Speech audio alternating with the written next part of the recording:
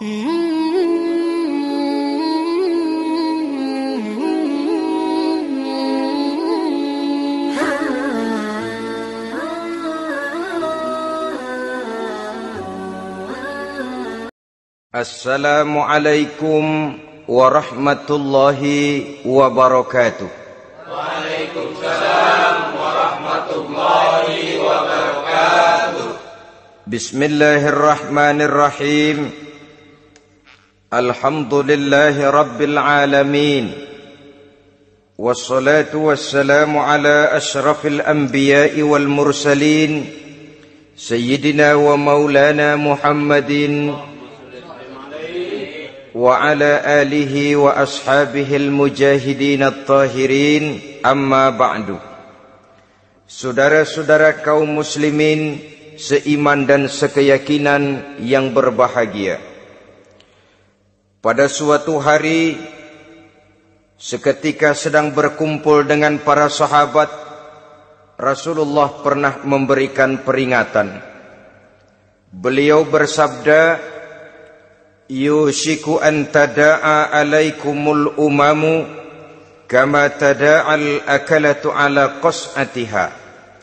Pada suatu saat nanti akan datang di tengah-tengah kamu, wahai umat Islam, di mana orang-orang lain di sekeliling kamu akan bersatu mengerubungi kamu seperti bersatunya orang-orang mengerubungi makanan di atas meja hidangan.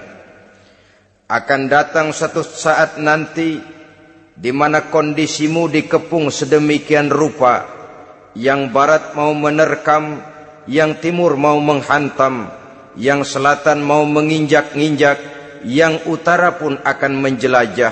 Kondisimu seperti makanan di atas meja hidangan. Sebagian sahabat merasa heran dan terkejut, lalu mereka bertanya, amin qillati nahnu yawma izin ya Rasulullah? Apakah jumlah kami pada waktu itu sedikit ya Rasul? Kami sampai dikepung sedemikian rupa? Beliau menjawab, bal antum yawma izin katsir. Sama sekali tidak. Kamu tidak sedikit pada saat itu. Bahkan jumlahmu sangat banyak. Kamu adalah mayoritas. Walakinnakum ghusa'un ka ghusa'is sail. Tetapi keadaanmu saat itu persis seperti buih di lautan. Banyak tetapi centang perenang. Banyak tetapi tidak punya daya dan kekuatan. Banyak tapi dipermainkan gelombang lautan, dihempaskan ke tepian pantai tanpa punya makna dan arti. Kondisimu pada saat itu kuantitas yang tanpa kualitas, sehingga orang lain enak saja mengepung kamu. Akidahmu didangkalkan, dibanjiri dengan peradaban dan kebudayaan yang menjauhkan dari agama. Dari segi maksiat dan munkarat seluruhnya mengepung sampai kita melepaskan nilai-nilai Islam kita ini. Dan celakanya, sambung beliau, waliyanzi'anna fi qulubi aduwikumul mahabata minkum. Akan dicabut kehebatanmu di mata musuh-musuhmu, sehingga pada saat seperti itu orang lain memandangmu umat Islam enteng saja, remeh saja, tidak ada apa-apanya. Sudahlah, pokoknya umat Islam sikat saja, umat Islam enteng, umat Islam kecil, umat Islam tidak ada apa-apanya. Alangkah ironinya, alangkah menyedihkannya, memilukan dan sekaligus memalukan. Umat yang mayoritas ini dipermainkan oleh yang minoritas. Umat yang jumlahnya terbesar, terbanyak, bahkan konon menurut catatan sampai 90%, tapi dipermainkan oleh mereka kelompok-kelompok kecil ini. Waliyakzifanna fi qulubikumul wahn. Pada saat itu di hatimu dicampakkanlah penyakit wahan. Sahabat kemudian bertanya, wa mal wahnu ya Rasulullah? Apakah penyakit wahan itu ya Rasul? Beliau menjawab, hubbud dunya wa karahiyatul maut. Penyakit wahan itu tidak lain hubbud dunya wa karahiyatul maut. Terlalu cinta kepada dunia dan terlalu takut kepada mati. Materialistis dan takut resiko. Dua penyakit inilah yang menyebabkan walaupun umat ini mayoritas, tapi dipermainkan oleh yang minoritas. Walaupun dia golongan terbesar, tapi nasibnya seperti makanan di atas meja makan. Dari segala macam penjuru mau menghantam dia. Saudara-saudara kaum muslimin yang berbahagia, ini merupakan analisa sosial bahwa pada suatu saat nanti akan terjadi di tengah-tengah umat di mana kita dihantam dan diserbu dari segala macam penjuru. Akidah didangkalkan, peradaban dan kebudayaan dirusak, makanan dan minuman diracuni, pakaian ditelanjangi dan lain sebagainya, sampai kita melepaskan nilai Islam yang kita cintai ini. Kondisi sosial ini satu saat akan datang kepada kita. Demikian analisa dan peringatan dari Rasulullah sallallahu alaihi wasallam. Marilah sekarang kita melihat, adalah benar bahwa di zaman sekarang kita insya Allah tidak akan mengalami perang Badar sehebat yang pernah dialami oleh Rasul dan para sahabatnya. Tetapi sesungguhnya perang yang kita hadapi di zaman sekarang ini tidak kalah hebatnya dengan perang Badar, tidak kurang dahsyatnya dengan perang Uhud, tidak kurang ngerinya dari perang Khandaq. Hanya saja yang kita hadapi sekarang ini bukan ujung pedang, bukan ujung tombak, bukan ujung panah.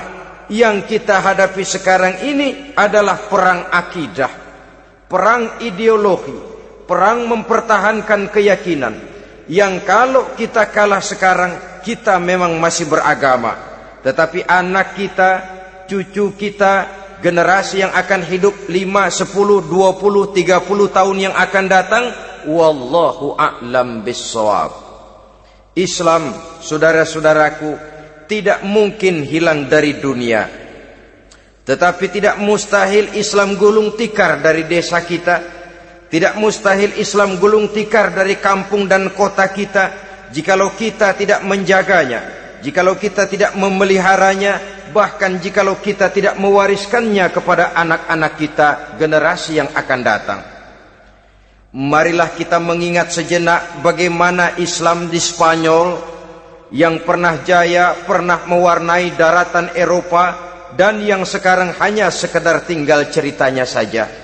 Ini pernah diperingatkan oleh Rasul dalam satu hadis, sayati ala ummati zamanun la yabqal Islam illa ismun wala minal Quran illa rasmun.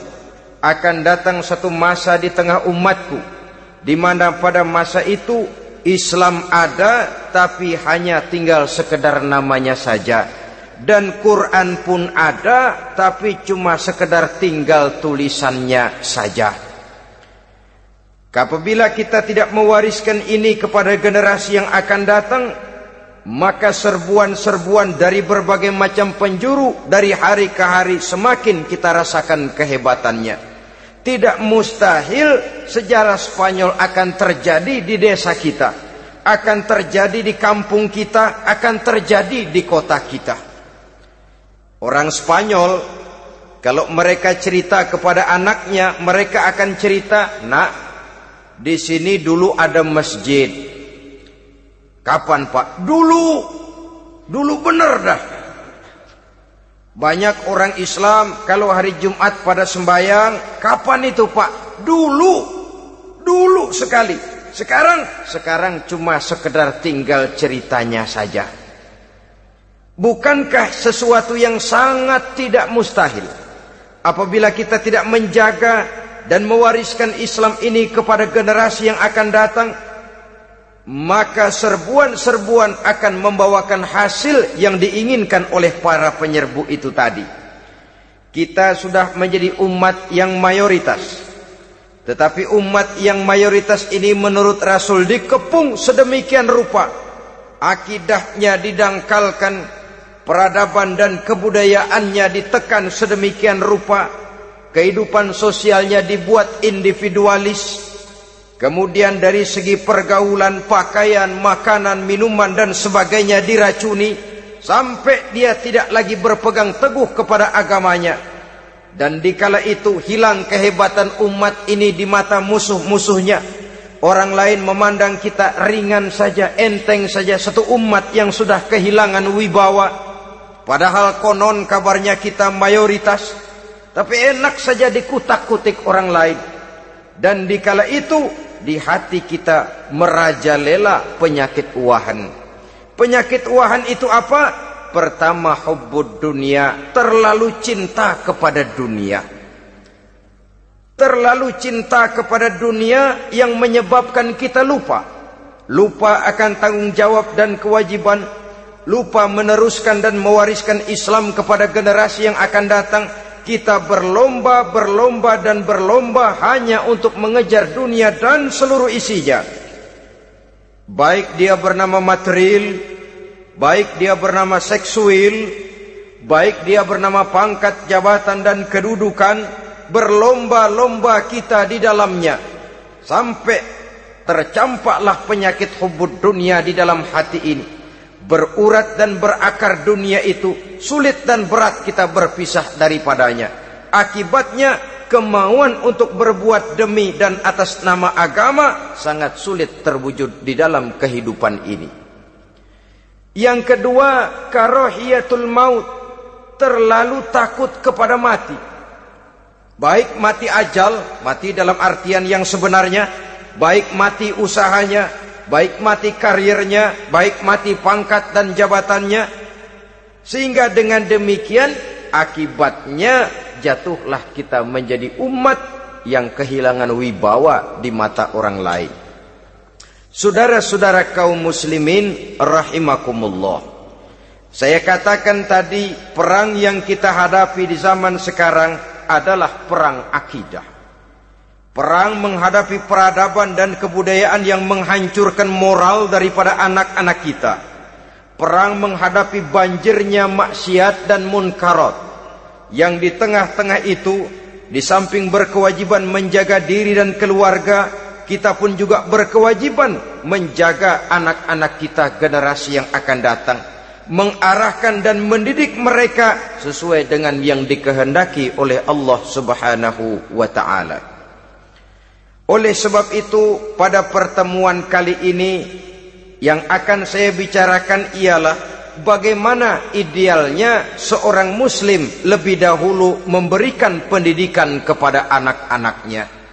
Di tengah satu situasi dan kondisi di mana serbuan datang silih berganti melanda dan menghantam umat Islam, kemana anak-anak kita ini harus kita arahkan?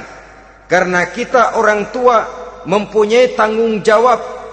Anak adalah amanah, menyia-nyiakan amanah adalah dosa, dan dosa itu merupakan satu dosa yang besar. Bahkan orang tua bisa saja masuk neraka kalau tidak bertanggung jawab tentang anak-anaknya. Satu riwayat menjelaskan, ada orang soleh, ngajinya cukup, sholatnya cukup, puasanya cukup, zakatnya cukup, di mana ada majelis taklim hadir, baca Quran hobi, fitnah orang tidak pernah. Di akhirat setelah disidang dia ternyata lebih banyak kebaikannya daripada kejahatannya, maka dia pun diperintahkan dan dipersilahkan masuk ke dalam surga. Giliran anaknya disidang, biang okem nih anak. Ditanya, siapa Tuhanmu? Tidak tahu. Siapa nabimu? Ente nyaho. Apa kitabmu? Ora gelem. Kamu pernah sholat? Tidak. Zakat? Tidak. Puasa? Tidak. Judi? Hobi. Zina? Tiap malam. Mabuk? Berat. Wah, brengsek kamu. kebaikan tidak ada barang sedikit pun, sementara kesalahan dan dosa berlipat ganda. Kamu neraka. Anak ini protes. Benar, saya tidak kenal siapa Tuhan saya. Saya tidak tahu siapa Nabi saya. Saya tidak tahu kitab suci dan kiblat saya. Saya tidak sholat, tidak zakat, tidak puasa. Tiap malam saya judi, saya zina, saya mabuk. Tapi saya kerjakan semua itu karena saya tidak tahu dan orang tua saya tidak pernah memberitahu saya. Dia enak-enakan hadir di majelis taklim, saya nyekek botol, didiemin saja. Dia enak-enakan baca Quran, saya zina, didiamkan saja. Saya bukan tidak mau, orang tua saya sama sekali tidak pernah mendidik saya. Dia mau benar sendiri. Maka kalau sekarang saya harus masuk ke dalam neraka, saya menuntut agar orang tua saya ikut sama-sama bergabung dengan saya ke dalam neraka. Gara-gara dia tuh saya jadi begini. Orang tuamu yang mana? Tuh, yang barusan mau ke surga. Ini orang tua yang sudah mau berangkat ke surga dipanggil. Sebentar dulu, Mas. Ini benar anak kamu? Iya, Pak. Waktu di dunia kamu tidak pernah ajarin dia ngaji? Sampai dia tidak kenal Tuhannya, tidak kenal nabinya, tidak kenal kiblat dan kitab sucinya? Iya, Pak. Dia tidak sholat, kamu diamkan saja. Dia tidak puasa, tidak zakat, kamu bersikap masa bodoh. Bahkan dia judi, dia zina, dia mabuk, kamu pun berdiam diri saja.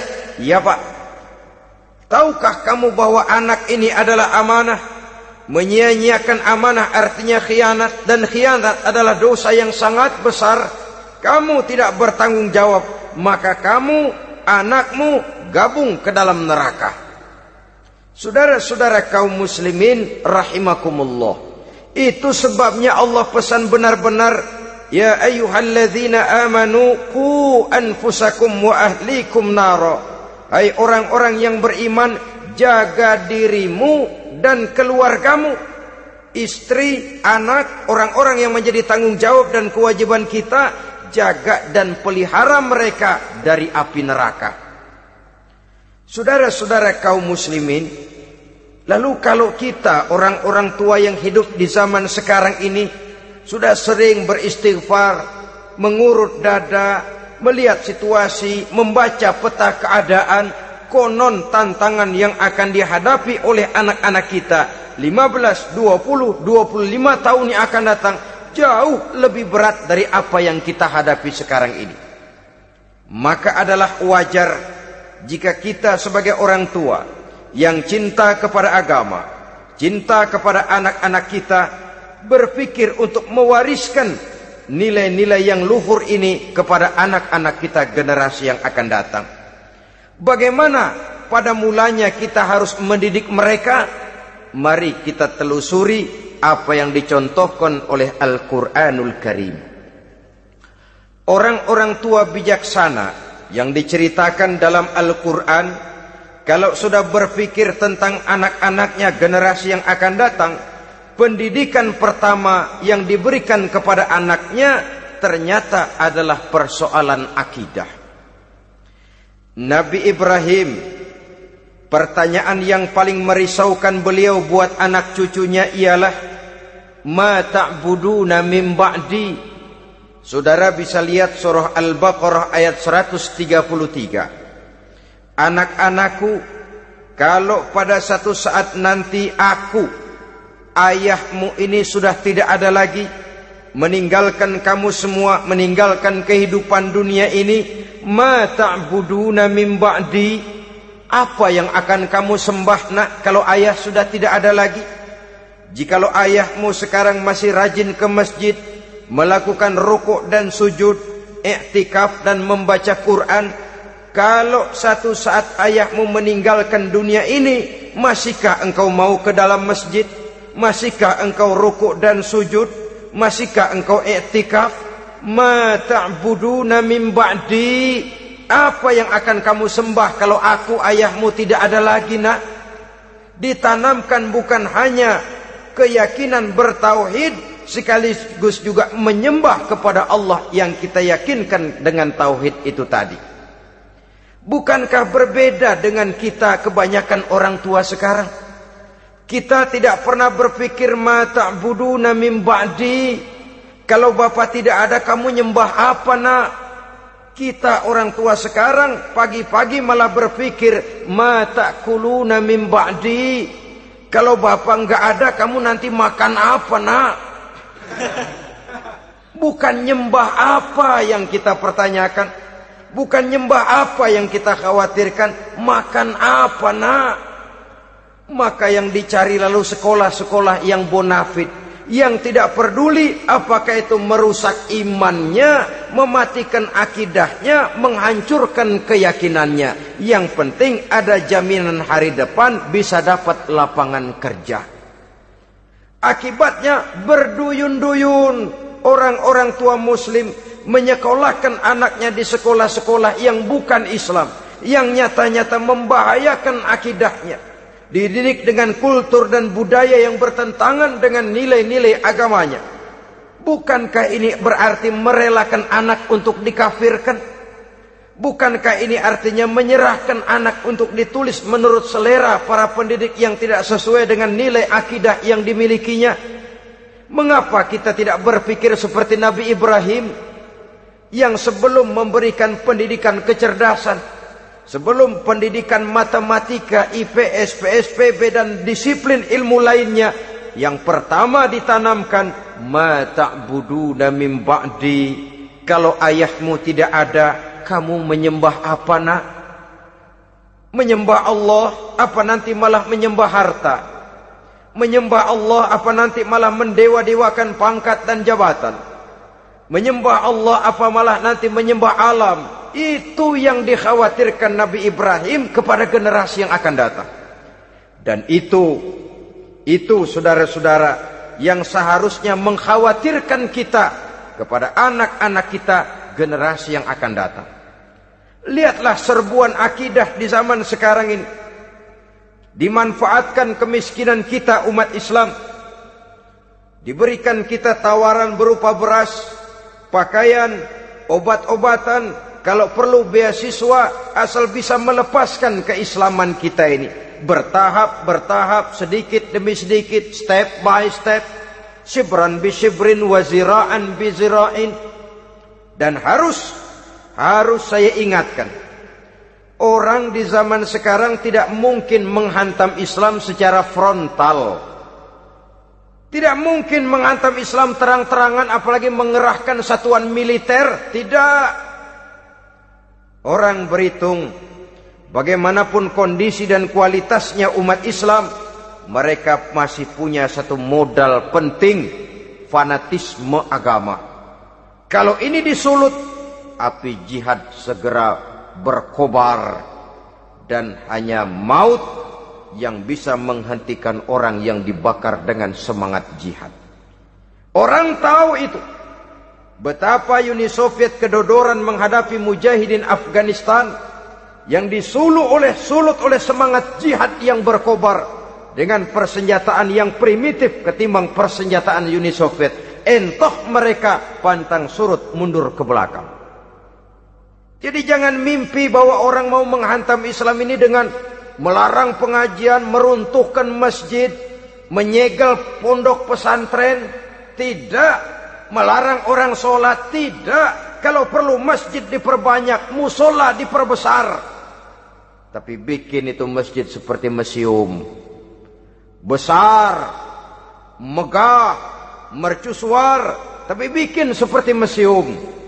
Tempat orang kagum, tempat orang memuji, tapi sunyi dari nilai-nilai ibadah. Saudara-saudara kaum muslimin, untuk sampai kepada penghantaman akidah, jalan yang paling mudah dirintis sekarang ini secara bertahap dan sistematis, memisahkan umat Islam dari Islamnya. Biarkan mereka bernama Muslim. Biarkan di atas kartu penduduknya tertulis agama Islam.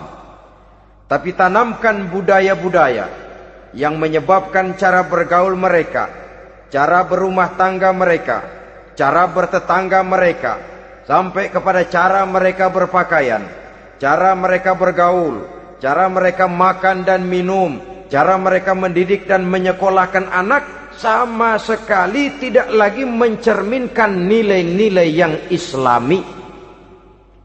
Itu sudah satu usaha yang paling praktis, memisahkan umat Islam dengan Islamnya. Kalau sadarlah kita ke arah ini usaha orang di zaman sekarang, maka yang harus pertama kita tanamkan kepada anak-anak kita, didik mereka dengan jiwa tauhid yang mengkristal di dalam batinnya, meresap sampai ke tulang sumsumnya, yang tidak akan sampai pun nyawa berpisah dari badannya, akidah itu tidak akan berpisah dari hatinya. Bahkan dia sanggup dengan tegar berkata, lebih baik saya melarat karena mempertahankan iman daripada hidup mewah dengan menjual akidah. Satu khitah, satu garis kehidupan yang perlu kita wariskan kepada anak-anak kita, generasi yang akan datang. Dahulu ada satu tradisi, saudara-saudara. Kalau anak gadis kita dilamar orang, orang lalu bertanya, anakmu mau ngelamar gadis saya, apa sudah khotam Quran berapa kali? Apa sudah bisa baca kitab macam-macam dan lain sebagainya? Sehingga lahirlah satu kebanggaan. Apapun motifnya, tapi pertanyaan semacam ini zaman sekarang sudah langka. Paling-paling yang ditanya kalau anaknya dilamar orang, anakmu kerja di mana? Gajinya sebulan berapa? Kendaraannya bebek apa soang? Apa-apa? Itu yang kita pertanyakan, berkisar di seputar materi, kerja, job, status sosial, dan lain sebagainya. Perkara bisa baca Quran atau tidak, nomor 18. Perkara sembahyangnya rajin apa tidak, nomor 36. Saudara hadirin, akibatnya terjadi pergeseran nilai. Maka mendidik anak menurut tuntunan Quran adalah seperti yang diberikan contoh oleh Luqmanul Hakim, yang diceritakan dalam surah Luqman mulai ayat 11 dan selanjutnya. Apa pendidikan pertama yang harus kita berikan kepada anak? Pertama, ya bunayya la tusyrik billah. Wahai anakku, jangan sekali-kali engkau menyekutukan Allah. Nak, jaga tauhid, pelihara iman, mantapkan akidah. Ini dasar yang pertama. Belum lagi anak mengenal berbagai macam disiplin ilmu, yang pertama ditanamkan tauhid. Ini yang mendasari kehidupan. Ini yang akan menjadi mewarnai dan menjadi warna dari kepribadian seseorang. Sentuhan jiwa tauhid di dalam diri si anak.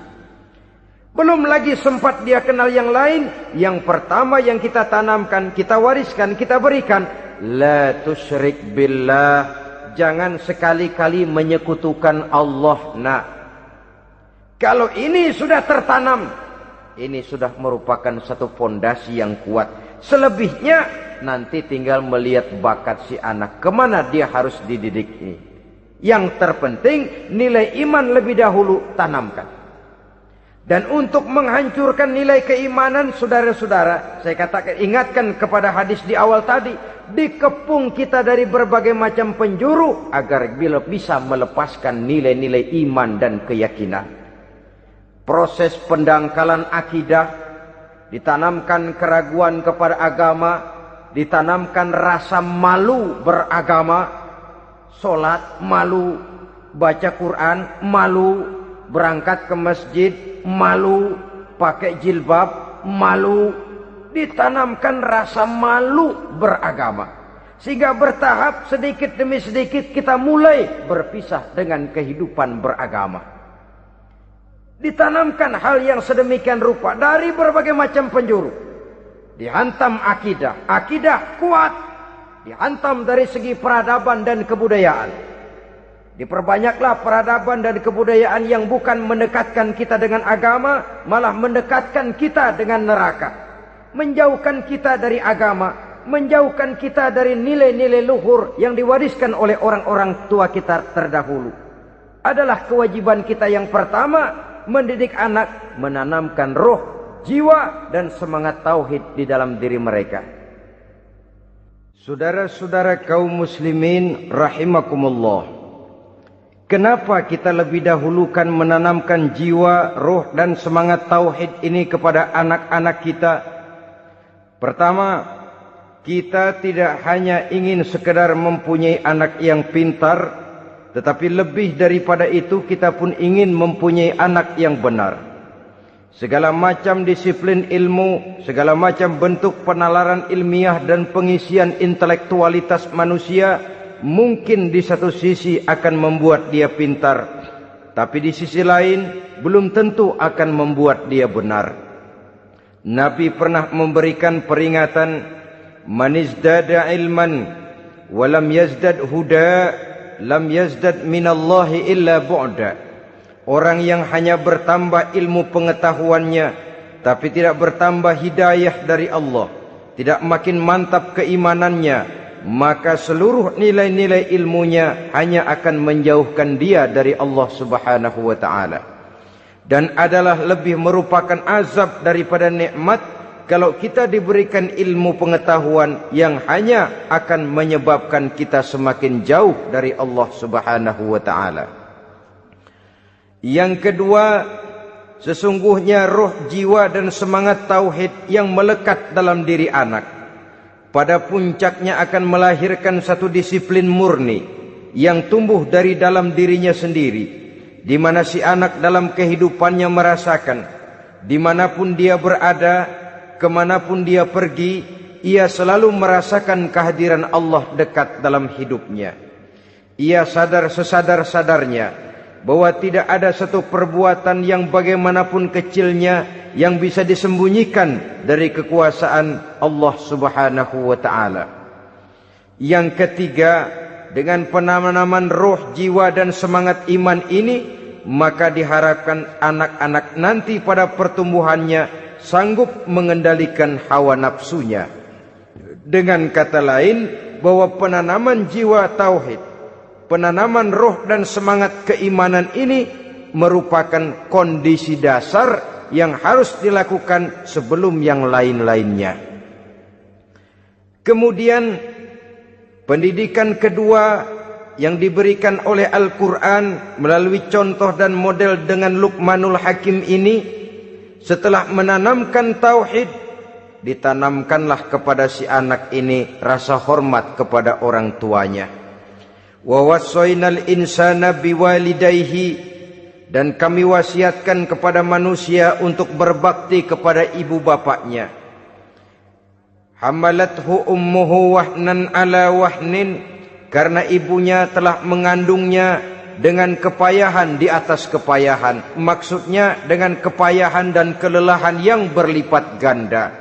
Sehingga ketika Rasul ditanyakan orang, "Ya Rasul, siapa yang paling harus saya taati di dunia ini?" Beliau menjawab, "Ibumu." Kemudian, "Siapa lagi ya Rasul?" "Ibumu." Setelah itu, "Siapa lagi ya Rasul?" "Ibumu." Dan kemudian, "Siapa ya Rasul?" "Bapakmu." Ibu, ibu, ibu, bapak. Bahkan al-jannatu tahta aqdamil ummahat, surga berada di bawah telapak kaki ibu.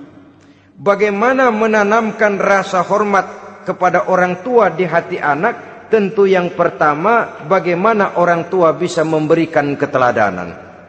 Marilah kita sebagai orang-orang tua ini menyadari bahwa sebelum anak kenal sekolah dasar, sebelum anak kenal TK, ibtidaiyah, sanawiyah, sampai kepada perguruan tingginya, yang pertama dia kenal adalah lingkungan rumah tangganya, gurunya adalah ibu bapaknya.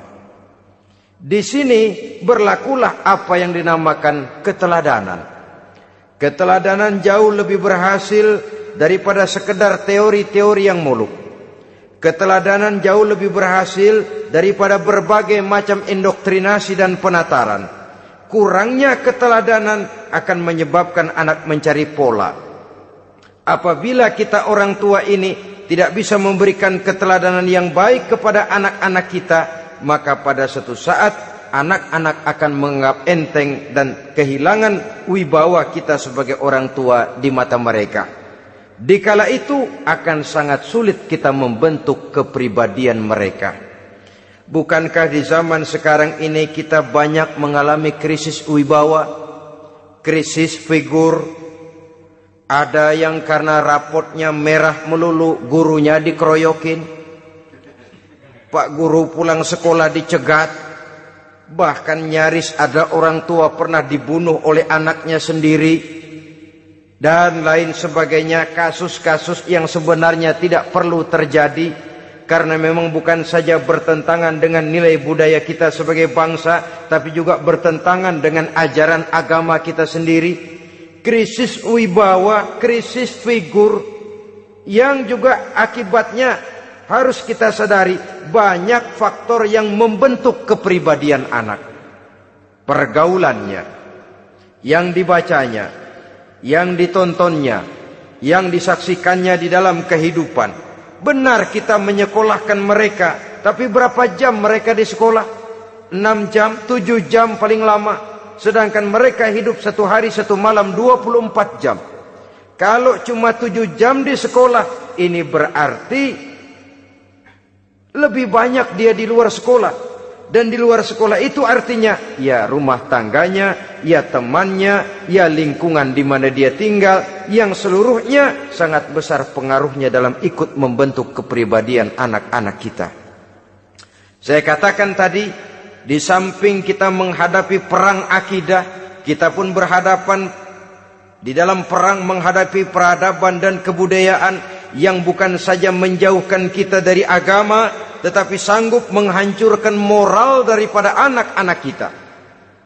Secara pribadi, saudara-saudara, saya iri, saya kagum misalnya dengan kemajuan yang diperoleh oleh negara tetangga kita, Jepang misalnya. Padahal tahun 45 ia pun hancur lebur oleh meledaknya atom di Hiroshima dan Nagasaki. Tapi bagai satu tenaga raksasa kemudian Jepang bangkit menjadi satu negara superpower di Asia. Bahkan gurunya saja Amerika sekarang ini kewalahan menghadapi perang dagang dengan Jepang ini. Dan yang menarik, Jepang bisa maju dan modern dengan tetap menjadi Jepang, tanpa harus kehilangan identitasnya sebagai satu bangsa, tanpa harus kehilangan kepribadiannya sebagai satu bangsa. Sebagai negara yang sedang berkembang, kita sering latah. Kita ingin meniru Barat, tapi bukan teknologinya, westernisasinya yang kita tiru. Bukan isinya, kulitnya yang kita ambil. Akibatnya apa? Modernnya belum, orangnya sudah Barat. Bergaulnya sudah cara Barat, berumah tangganya sudah cara Barat, berpakaiannya sudah cara Barat, mendidik anaknya sudah cara Barat. Di mana ketemu orang tua cukup hello daddy. Kulitnya kita ambil, sementara isinya kita campakkan. Ironi dan menyedihkan. Padahal kita sesungguhnya bisa maju dan modern, bisa mengejar segala ketinggalan dan keterbelakangan kita, dengan tetap menjaga nilai-nilai luhur budaya kita sebagai satu bangsa, mengambil isinya, dan kalau memang tidak perlu, lalu mencampakkan kulitnya. Pengaruh peradaban dan kebudayaan yang menghancurkan moral daripada anak-anak kita oleh pesatnya arus teknologi, oleh pesatnya arus komunikasi, di mana hal-hal yang terjadi di belahan dunia lain dapat kita saksikan hari ini juga melalui layar televisi, yang terjadi di Amerika, di Eropa, di Afrika, di ujung dunia yang paling ujung sekalipun. Di ujung dunia yang paling ujung, hari ini kejadian, hari ini sudah bisa kita saksikan. Pesatnya arus komunikasi, kalau jatuh ke tangan anak-anak kita yang belum mempunyai filter, daya saring positif, akan dicerna oleh mereka tanpa memilah dan memilih. Akibatnya orang kampung bilang kelolodan. Makan nggak dikunyah lagi, tentu saja akhirnya kelolodan, dan kalau sudah kelolodan menyusahkan kita seluruhnya. Oleh karena itu budaya menghormati orang tua perlu dijaga, perlu dipelihara dan diwariskan kepada anak-anak kita. Tali silaturahmi sehingga ada respeknya kepada orang tuanya. Jangan bapaknya dianggap CS, ibunya dianggap CS, kakeknya dianggap CS. Hilang rasa respek, hilang rasa menghormati. Sementara orang tua sendiri tidak bisa memberikan keteladanan, kurang mendapat perhatian dan lain sebagainya. Apalagi kalau baik ibu maupun bapak adalah orang-orang karier yang setiap hari sibuk menghadapi tugas masing-masing. Bapak sibuk rapat, pindah kantor sana kantor sini, ibu sibuk arisan, besarlah anak-anak di tangan pembantu dan lain sebagainya, sehingga dia merasa kurang mendapat perhatian, dan ini akan ikut membentuk warna dari kepribadian yang dimilikinya.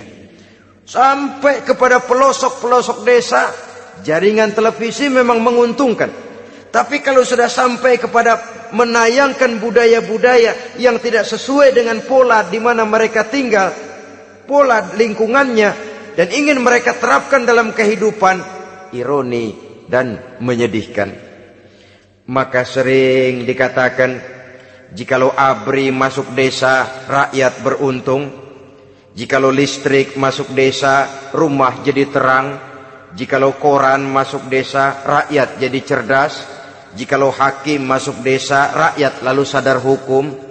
Tapi jikalau maksiat dan munkarat masuk desa, minuman keras masuk desa, judi masuk desa, pelacuran masuk desa, rakyat tentu kiamat. Dan kita harus punya budaya untuk memilah dan memilih, mempunyai filter untuk jadi daya saring positif. Oleh karena itu saudara-saudara, tahap kedua setelah menanamkan jiwa tauhid kepada anak, tanamkan rasa hormat kepada orang tuanya. Orang tua itu ibu bapaknya, orang tua itu guru-gurunya yang mengajarkan dia, atau yang dianggap tua yang lebih senior dari dia. Karena tidak ada satu peradaban yang berdiri sendiri. Bagaimanapun maju dan modernnya kita sekarang, tentu merupakan mata rantai yang berkaitan dari generasi terdahulu. Ini yang kedua. Setelah tauhid, berbakti kepada ibu dan bapak. Tidak ada satu kebahagiaan yang bisa ditegakkan di dunia ini tanpa doa, tanpa restu daripada ibu dan bapak. Ini keramat hidup. Doanya dikabul Allah dan kutuknya juga dikabul oleh Allah Subhanahu wa taala. Jadi mendidik anak setelah menanamkan jiwa tauhid, menanamkan rasa hormat dan taat berbakti kepada ibu bapaknya. Itu yang kedua. Kemudian yang ketiga, melalui model Luqman, Quran mendorong kita untuk mendidik anak, menanamkan etika otonom. Apa itu? Ya bunayya, innaha in takum mithqala habbatin min khardalin fatakun fi sakhratin aw fis samawati aw fil ardi ya'ti biha Allah. Wahai anakku, sesungguhnya kalau ada satu kebaikan yang kamu kerjakan, kecil, tidak nampak oleh pandangan mata yang zahir, yang kecil itu tersembunyi di puncak langit, di dasar bumi yang paling dalam, atau di tengah batu hitam sekalipun, Allah pasti mengetahuinya dan pasti akan memberikan balasan yang seadil-adilnya. Pendidikan apa ini? Pendidikan moral, menanamkan etika otonom. Nah, kau berbuat baik jangan karena dilihat orang. Kau tidak mau melakukan kejahatan jangan cuma karena ada polisi. Kalau ada polisi kau tidak mau jahat, kucing juga begitu. Coba lihat kucing, taruh ikan asin di piring kaleng, tongkrongin. Aduh, kucing kalem, sopan, tenang. Sedikit kita lengah, habis ikan digarap. Tapi ditanamkan satu kesadaran, kemanapun kau pergi, apapun yang kau kerjakan, tersembunyi di tengah batu, di dasar bumi, di puncak langit, Allah pasti tahu. Dalam bahasa yang ringan, nak, kita ini diawasi oleh 2 hiperkomputer yang maha sensitif. Produksi langit, mereknya Rokib dan Atid. Itu komputer yang sangat peka dan sensitif. Jangankan kita berbuat, kita berniat baik saja, komputer sudah nyatat sendiri. Inilah yang orang sekarang namakan waskat, nak, pengawasan malaikat. Kalau hidup sudah merasa diawasi oleh malaikat, waskat berhasil. Tapi kalau waskat sudah diawasi malah nekat, itu yang gagal. Atau yang diawasi dan yang mengawasi sama-sama sepakat, itu juga bisa cincai. Saudara-saudara kaum muslimin rahimakumullah. Waskat dalam pengertian kita muslim, bagaimana hidup ini merasakan diawasi oleh malaikat. Intelektualitas yang tinggi sekalipun, IQ yang nilainya plus sekalipun, disiplin ilmu yang bagaimanapun banyak yang memenuhi benak kita, tanpa diiringi oleh etika otonom, orang sering mencari celah dan kesempatan. Mencari celah dan kesempatan. Tapi kalau sudah merasa, kemanapun saya pergi, dimanapun saya berada, kebaikan bagaimanapun sekecilnya saya lakukan, toh Allah pasti akan memberikan balasan. In khairan fa khairun, wa in syarran fa syarrun. Jikalau baik, baik balasan yang kita terima. Jikalau jahat, jahat kejahatan yang kita terima. Kalau sudah ke arah ini kita berpikir, maka sesungguhnya kalau kita berbuat baik kepada orang lain, hakikatnya kita sudah berbuat baik kepada diri kita sendiri. Lalu tidak ada merasa rugi berbuat baik kepada orang. Karena manakala dia melakukan kebaikan kepada orang lain, artinya dia sudah berbuat baik untuk dirinya sendiri. Jadi setelah tauhid, kemudian berbakti kepada ibu bapak, yang ketiga baru pendidikan tentang akhlak, tentang moral. Pola ini yang sering terlupakan oleh kita, bahwa bagi kita itu pendidikan tidak lain upaya mencerdaskan otak anak. Jangan sampai sebab ini kelihatannya pembangunan makin maju, persaingan hidup makin tajam, tensi ekonomi semakin tinggi, sementara jumlah tenaga kerja dengan lapangan kerja yang tersedia jauh dari mencukupi. Jikalau tidak membekali anak dengan pendidikan yang menunjang lapangan pekerjaan, orang tua khawatir, takut sekali anaknya jadi gelandangan. Dikhawatirkannya kehidupan dunia ini, sementara dia lupa kalau anaknya bisa jadi gelandangan di akhirat. Padahal selama-lamanya gelandangan di dunia paling seumur manusia itu 60 tahun, 70 tahun lah umur orang sekarang. 70 itu sudah luar biasa itu. Tapi kalau harus menggelandang di akhirat, menjadi gelandangan di akhirat, alangkah menyedihkannya. Apakah akan kita korbankan satu kehidupan yang langgeng, abadi, cuma karena tertipu oleh fata morgana dan kamuflase? Kita korbankan yang sedikit, kita korbankan yang besar karena kita memilih yang sedikit. Dalam bahasa Al-Quran memang pernah diceritakan hidup ini hakikatnya perlombaan, saudara-saudara. Perlombaan. Dan di dalam perlombaan itu ada yang menang, ada yang kalah. Al-Quran lalu memberikan peringatan, Alhaakumut takatsur, kamu telah lalai karena berlomba-lomba memperbanyak harta, mempertinggi pangkat dan kedudukan, hatta zurtumul maqabir, sampai kamu akan masuk ke liang kubur baru sadar. Apalagi kalau nafas sudah sampai di tenggorokan.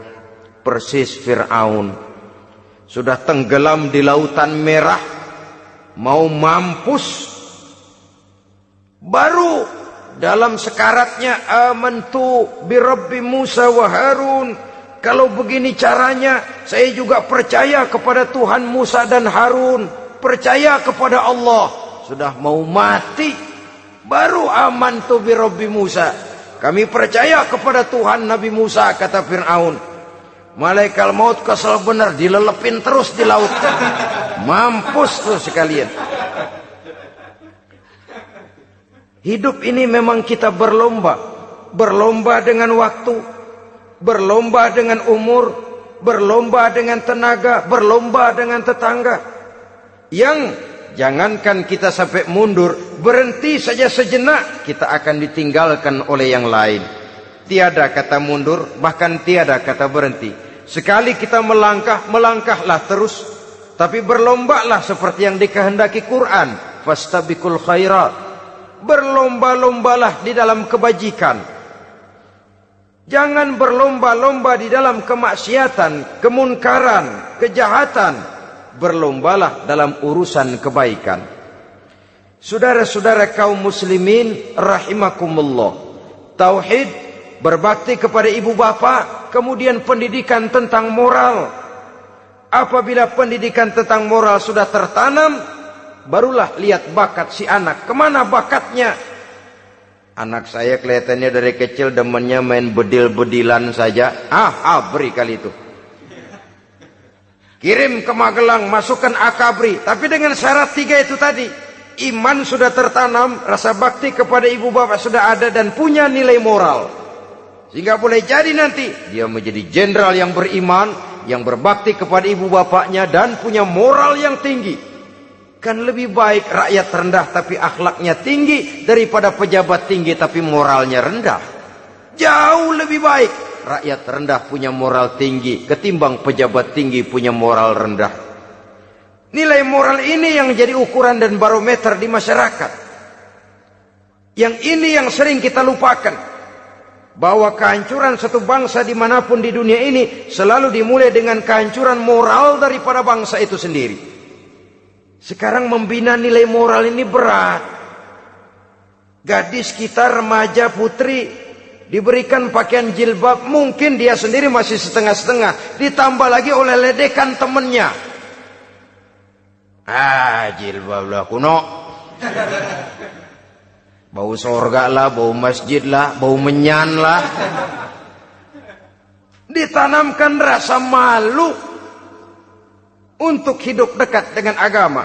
Kalau moral semacam ini sudah tertanam, sedikit demi sedikit kita mulai mengucapkan selamat tinggal kepada agama.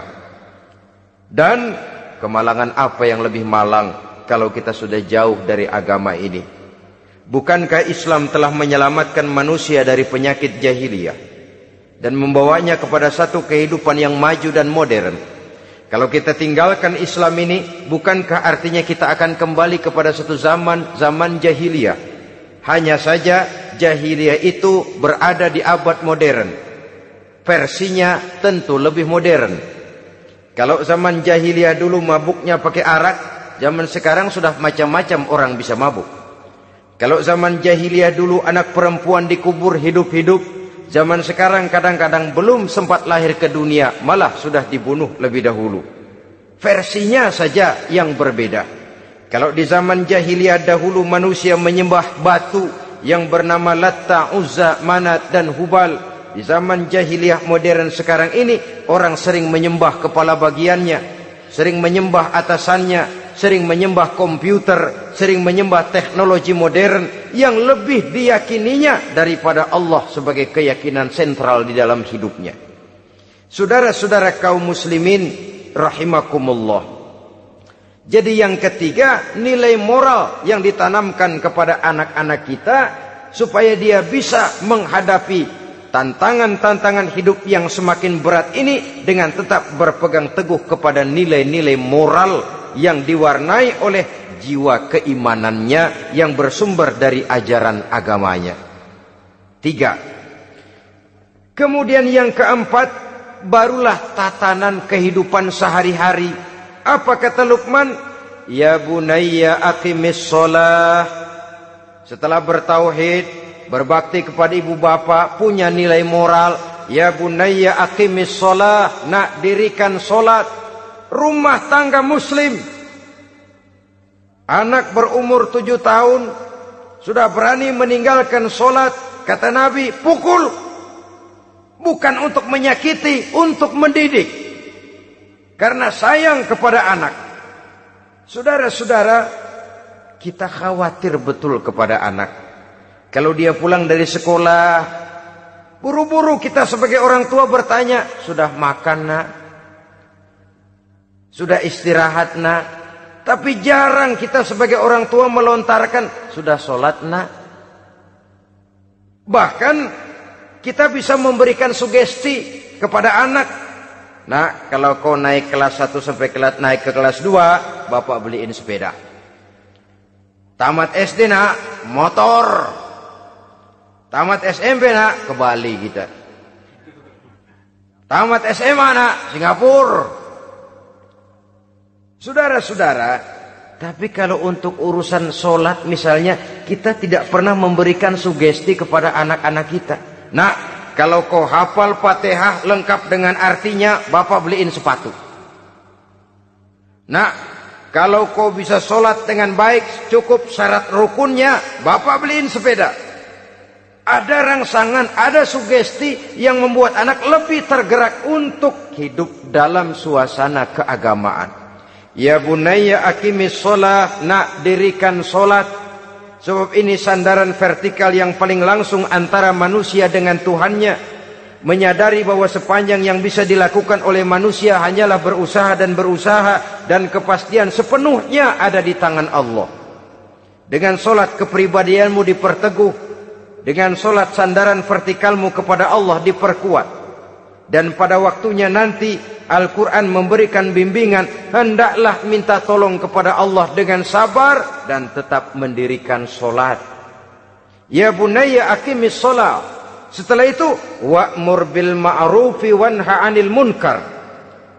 Tegaklah membina yang ma'ruf, tegaklah mencegah yang munkar. Ini sikap hidup sudah. Sholat tadi tugas hidup. Lalu sikap hidup, tampil di tengah masyarakat, membina yang ma'ruf, mencegah yang munkar sesuai dengan kesanggupan masing-masing. Bukankah setiap kita kepingin punya anak yang bermanfaat? Setidaknya bagi keluarganya, syukur kalau bisa bagi lingkungannya, bagi masyarakat, bangsa dan negaranya. Dan satu di antara tanda orang yang bermanfaat, kalau dia bisa hidup menjadi penganjur yang ma'ruf dan pencegah yang munkar. Dan itu kalau tidak ada hidayah, sulit orang mau melaksanakan itu. Sebab apa? Ada kecenderungan belakangan ini di mana agama dianggap urusan pribadi. Sehingga orang lalu sering bilang, jangan bawa-bawa agama dah, itu kan bukan urusan agama. Ini sudah ciri berpikirnya sekuler. Jangan bawa-bawa agama. Agama urusan pribadi, artinya orang mau sholat mau enggak jangan bilang apa-apa dah. Urusan dia sendirian. Dia mau puasa dia enggak, merdeka saja, urusan pribadi. Agama bukan persoalan pribadi. Apalagi jika sudah menyangkut amar ma'ruf dan nahi munkar. Siap menegakkan yang baik, mencegah yang munkar untuk tegaknya satu masyarakat yang diwarnai oleh kebaikan dan terhindar dari segala macam kejahatan. Dan terus ayat-ayat selanjutnya mencerminkan sikap hidup. Namun yang intinya cara mendidik anak yang baik yang dicontohkan oleh Al-Quran dengan Luqmanul Hakim sebagai model. Pertama, tanamkan tauhid. Yang kedua, tanamkan rasa hormat dan berbakti kepada ibu bapaknya. Yang ketiga, tanamkan moral, nilai akhlak yang tinggi. Setelah itu yang keempat, biasakan hidup dalam suasana keagamaan. Kontrollah sholatnya, kontrollah baca Qur'annya, kontrollah puasanya di bulan Ramadan. Ajaklah anak-anak sholat berjamaah, sehingga dengan demikian dia terbiasa oleh satu suasana yang mendekatkan dia dengan nilai agamanya. Dari sana diharapkan nilai-nilai ilmu yang didapatnya dari bangku sekolah akan menciptakan keseimbangan dengan yang ditanamkan oleh orang tuanya dalam bentuk yang dijelaskan oleh surah Luqman itu tadi. Sehingga apabila keseimbangan ini terwujud, akan menjalin keseimbangan dalam pola berpikir, dan keseimbangan dalam pola berpikir akan melahirkan keseimbangan dalam perbuatannya. Terwujudlah kita harapkan insan yang fid dunya hasanah wa fil akhirati hasanah. Inilah harapan kita semua. Mudah-mudahan Allah memberikan kekuatan kepada kita untuk mewariskan nilai-nilai yang baik kepada generasi yang akan datang, sehingga esok harus lebih baik daripada hari ini, dan lusa harus lebih baik daripada hari esok. Terima kasih atas perhatian saudara. Mohon maaf atas segala kekurangan.